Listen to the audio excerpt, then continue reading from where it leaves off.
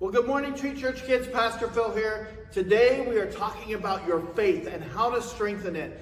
And we're talking about the storms in life.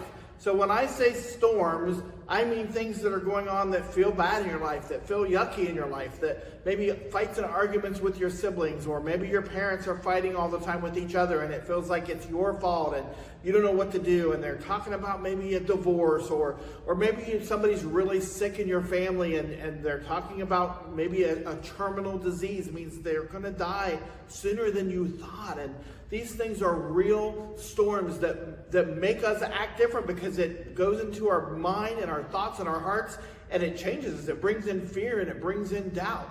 And God tells us that we can have faith in Him to get us through those storms.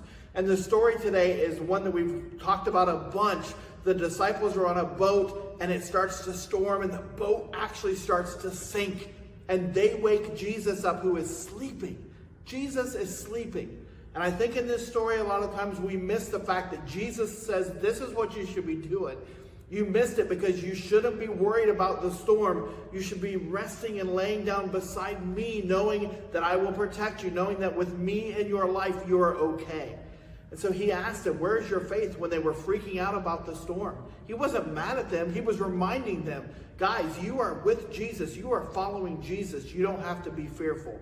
And so today we're just talking about that, how we can strengthen that faith so that in times when big storms happen, we remember that Jesus is there and we get through the storm, and at the end we're stronger because of it.